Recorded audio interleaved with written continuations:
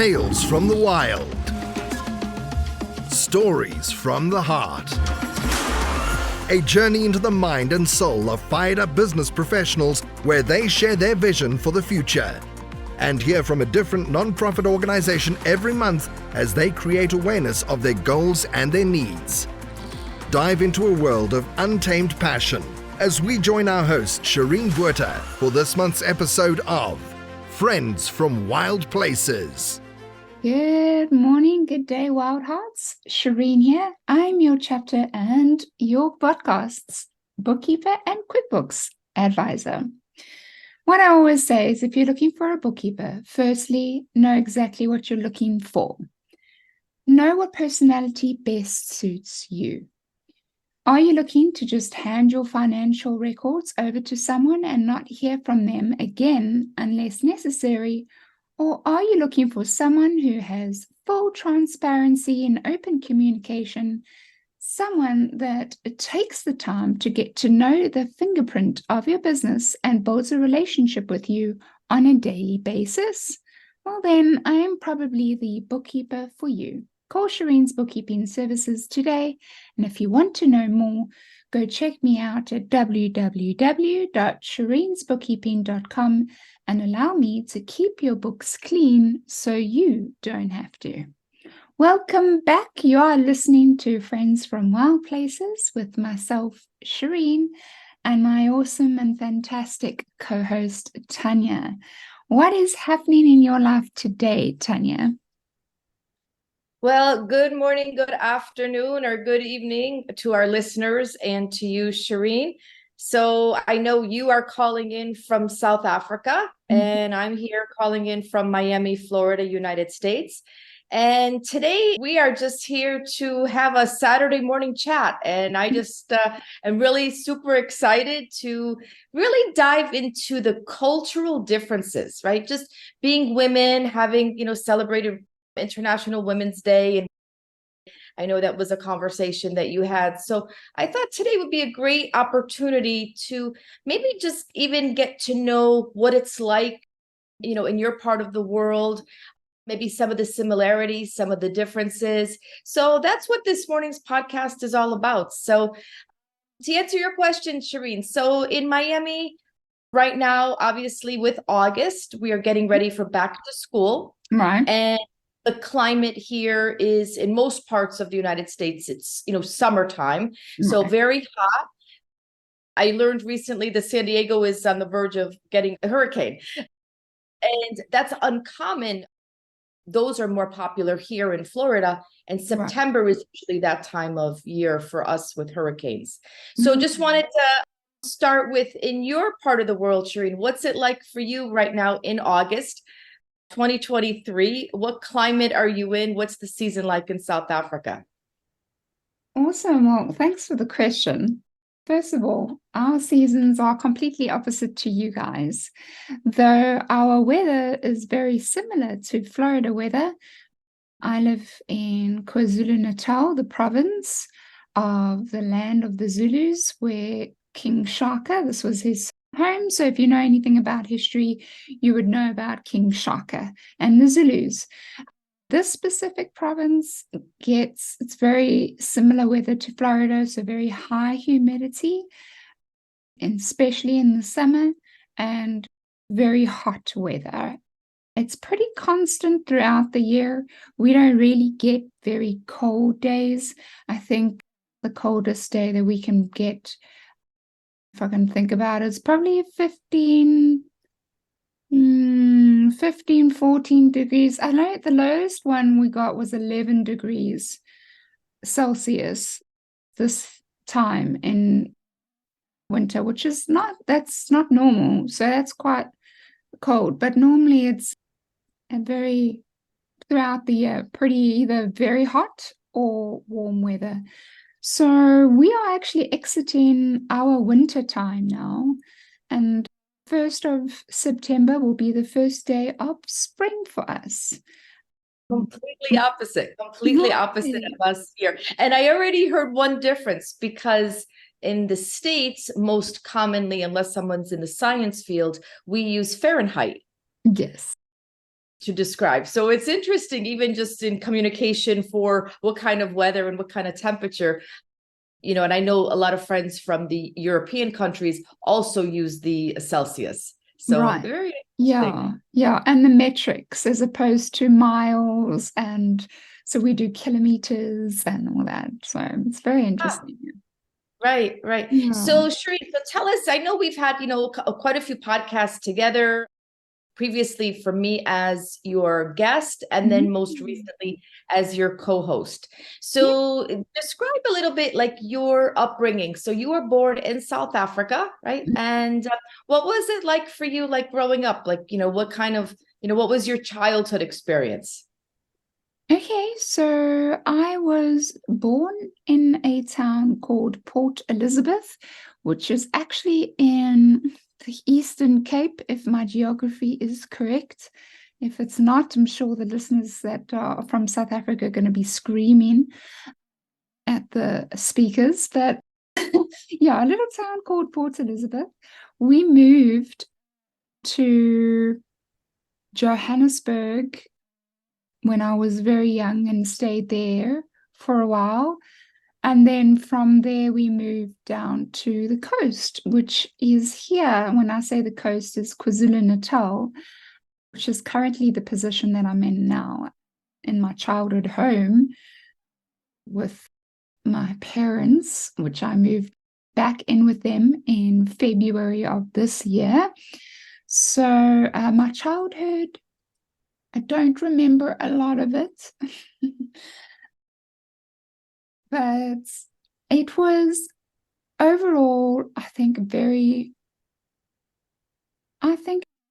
was a very good childhood in the sense of I got a lot of opportunity that I think thousands of people did not get. I got an awesome education, and my parents put me through not only school but had food on the table every day. I was able to grow up in a privileged household in the sense of I got more than what the normal person would get.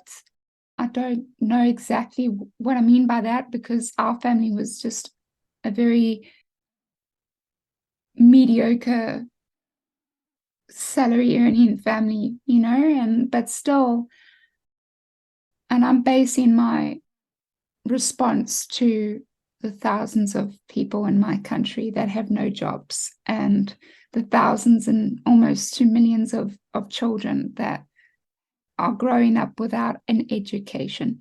So that is a lot in this country. And so one would definitely look at my family and go, wow, you had a lot growing up. And I did, and I'm not denying that. So I'm very thankful and I'm very grateful for that. My parents put me through school. They let me go overseas when I was 16 years old. Yeah, so to answer your question, I have been very blessed. Yes. Yes, that's awesome. That's awesome. So in South Africa, and I hear like, I want to, like, let's say, preface the listeners with, when we discuss things, everything is relative to our perspective and our situation, right? So for example, like the spectrum. So like what I'm hearing you say is, from what you're describing, I would refer to that in the United States as like a middle-class family. That's how we would refer to it. And that is the correct word to say. Yes. Yeah. And myself too. I grew up in Connecticut, right between New York and Boston, Massachusetts up there. So Connecticut, very small state. And I was there primarily up until 2005. And then my family and I relocated to Florida.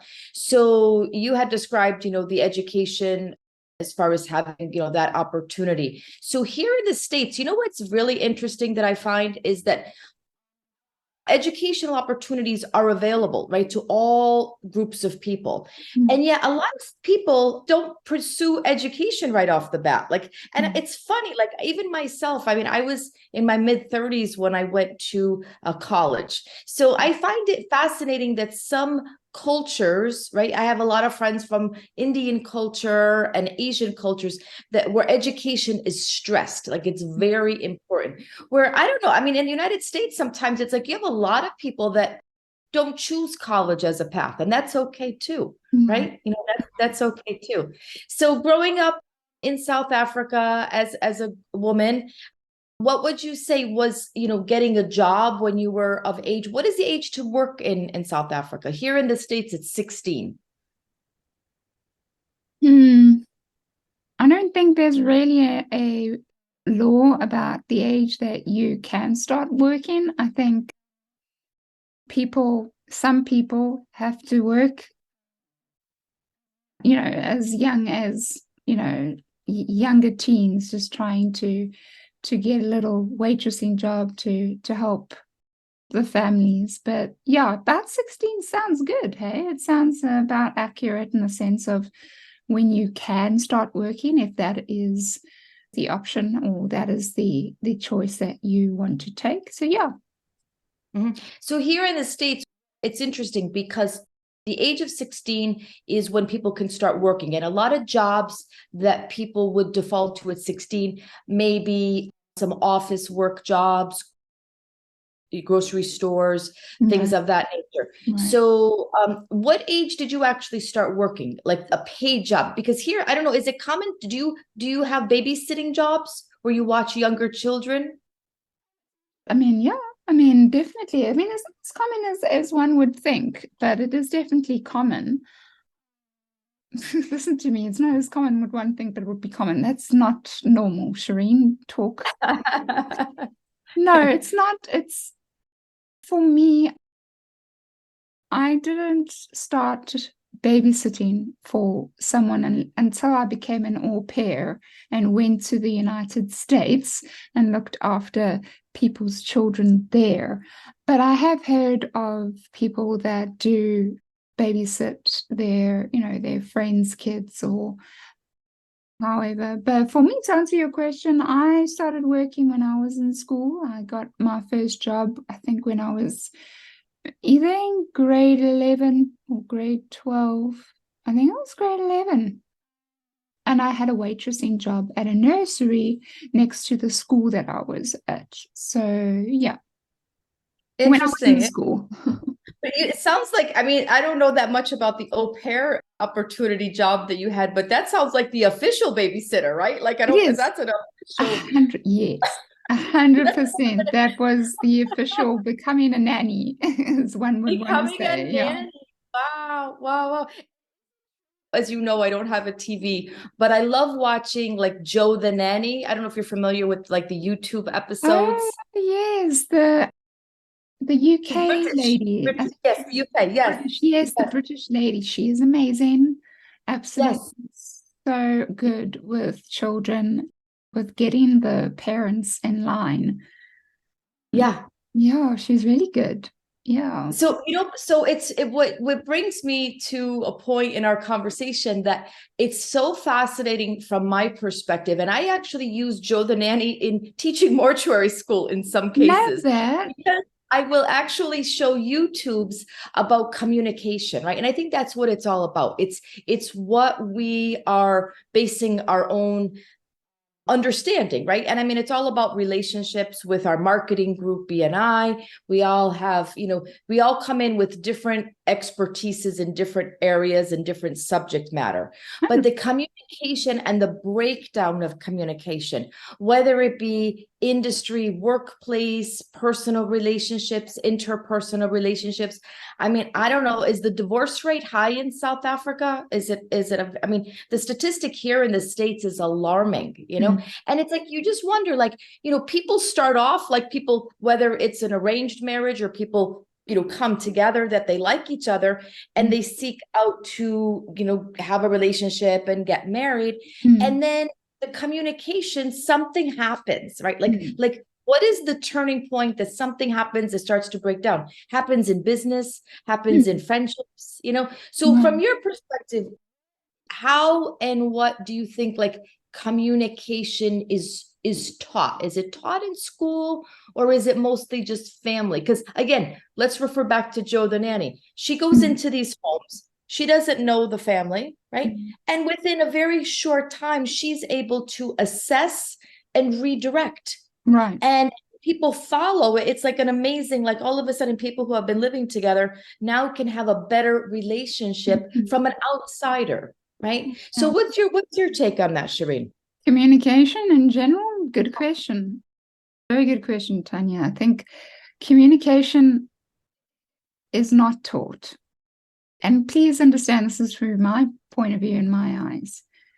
You can get taught how to about the English language when you take the English in school, but that's not that's not communication. Communication can come despite the language you speak. Communication is really important, and if you don't learn different ways to communicate correctly, you can, by all means, take on really bad ways of communicating, which can, in turn, sabotage your own relationships and hinder you from building correct relationships, and so on and so forth. Even, in your personal life, in your marriage, in your business, communication is a massive thing to actually survive life in general. Unless you're going to be hiding under a rock and not planning to speak to anyone, which is sometimes how I feel like I would like to do, and not communicate with anybody. You got to learn how to communicate. Yeah, I've had a really hard time with that growing up in my life. Learning how to communicate correctly has been a very big challenge for me personally, in my personal life, and in life in general, and in business life. Something about English, you can say one sentence, but it can be taken in 3 or 4 different ways. So your intention of what you mean behind that one sentence could be taken in like 4 different ways, which is where miscommunication happens. And if you do not literally stipulate exactly what you're trying to say, or the other party doesn't seek further in what you're trying to say. I'm sorry, Shireen, what did you mean by that? That's such a good sentence to have in your vocabulary. Tanya, what did you mean by that? What did you mean by that? I'm going to write that one down, Shireen. Yeah, that is good. What did you mean by that? What did you mean? Did I hear you correctly? Yeah. Yes. Yeah. Very interesting. Right. Instead of taking what you think the person meant and getting offended by what that person said, taking on getting hurt by what the person meant, building a resentment towards the person because you think this is what that person meant when they said this. Instead, to try and avoid unnecessary things like that, asking, Tanya, what did you mean by that when you said that? Kind of can help you avoid many unnecessary moments where you build up this resentment and it's not even worth it, because later you find out, oh no, Shireen, I didn't mean it like that at all. What I was trying to say was such and such and such. And then you've just spent, and I don't know how long, but you've just spent maybe a week all very upset with the person because you thought the person meant something completely different. So communication is a whole different ballgame than just learning a language. Not the same thing. And we are living in a world right now where communication is absolutely horrid in general. And if you're watching right now, my camera has been playing up since the beginning of this podcast. It's fine. I think it's these lights. Oh, my hat. It's fine. It's fine. I love your hat. Thank you. so the communication part though, and again, we all grow up in our individual family units, and what we learn, right, even from a very young age as a child, whether things are spoken about in the home or not spoken about, or how we observe our families, brothers, sisters, parents, grandparents. And that's what is just normal. And it's not even a matter of like we don't even know if the communication that we're observing in our own household is positive, negative, good or bad. It's just what we observe, right? Right. I mean, it's like, exactly, or the lack of, or the lack of, yeah. So it's like, sorry.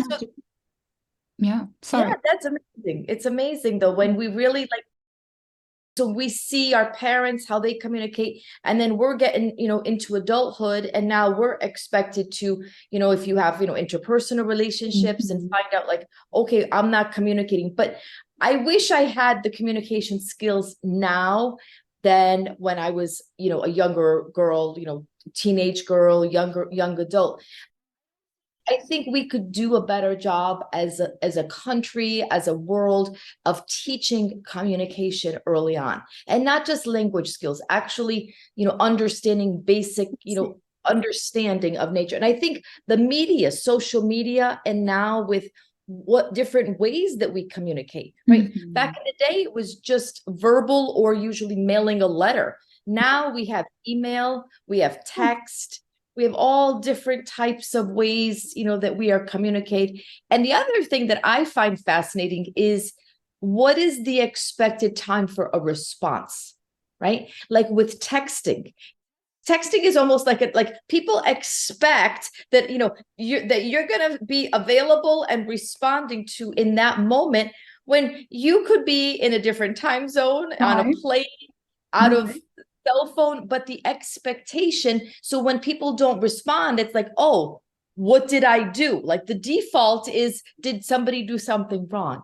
Oh my Right? gosh. It's fascinating, isn't it? No, Like it is. And I mean, I used to it doesn't really bother me much anymore, but I remember a time that when you would open up my letter, so there's, again, I've got to remember, again, we're talking about different countries now, and WhatsApp is an app that we've been using for messaging system for many, many years. And I think WhatsApp has now recently come into Florida, because there's a lot of people that are using it in that side, but there's not as many that are using it in California, which is the West Coast. So so WhatsApp is 100% quite a big communication messaging system. And when you open the message, it shows a blue tick to the person on the other side that sent you the message. So as a person, the sender, when the person has read your message or not. I used to get so mad if you blue ticked me. If you blue ticked me, it would be war. If you blue ticked me, I would phone you and tell you, how rude were you to blue tick me? meaning that they saw your message and they didn't respond? Correct. They read the message. They read the message and then didn't respond. Sorry. Okay, so it's okay. So with that, what was your immediate interpretation that let's just go back for a minute. So on text messaging, that would almost be like a read receipt, that people could see it. So what about if somebody, let me just play like what they use the word devil's advocate, right? So let's say somebody's in a meeting that happened to see your message and is doing a presentation and they're not able to respond. 100%. Like, as I said, nowadays I'm so fine with it. It doesn't bother me at all. But I know it's like, you've got to understand that people are at different places. They're at work, they're in lectures, whatever the case may be. But I do remember a time that it would irritate me, but now it doesn't bother me at all. But it's just amazing. You get over that? How did you get over that, or get through it? Let's say. I think it was just over time and just growth, I suppose. Yeah, that's it. What was your initial response? That you were important, or you didn't deserve? Like, what was it? What would you say? Like, what bothered you about it? think, you know what? I think it might have been because I felt like the person was ignoring me, or that they thought that what I had to say wasn't important, maybe. I mean, whatever the case may be. Yeah. I So that love almost that. sounds, I'm not a psychologist, but that almost sounds like a core belief Oh, yeah. that your story, right, is this, and now people are kind of fulfilling your belief about yourself, Oh, right? yeah. Which Yeah. The problem wasn't with them. The problem was with me, 100%. Because, yeah, I think to be heard is one of the major things that I wanted and lacked growing up. And I think, again, it's so stupid. And I'm laughing at myself now because it is. It's stupid. It's embarrassing. And I should never have No, gotten. but it's not stupid. It's not stupid because we all have core beliefs. Like we all have like what, and I'm going to use the word like things that we now can trigger us, right? Like the word trigger. Yeah. But I think that stems from, and my daughter's therapist uses the phrase, and I've used it on different podcasts with you before. Yeah. Hysterical is historical. I'm going to say that again. Hysterical is historical, meaning that if you have a reaction that is so extreme, whether it's anger or, complete just upset, fist clenched or crying or whatever that emotion, usually that defaults to some core belief that we're reacting to. 100%. And we all have. But the interesting part is we have different core beliefs about different things, because we're not all I think there's like 10 major core beliefs. But for example, if your core belief is about not being heard, right? And mine is about not being good enough, things that are going to trigger me have to do with not being good enough as opposed 100%. To you not being heard. Right? Yeah. So it's almost like, so that's when you get into like the workplace communication. It's like, how come we can all hear the same thing from the same person, and some people think that's a fine statement and other people are triggered beyond belief? How could they have said that? Who do they think they are? Right? Like, I mean, communication in the workplace is a whole other, level of, just understanding, Tune in next week for part 2 from Friends from Wild Places. You've been listening to Friends from Wild Places with Shireen Botha. Be sure to subscribe to the podcast from the links to catch every episode and unleash your passion.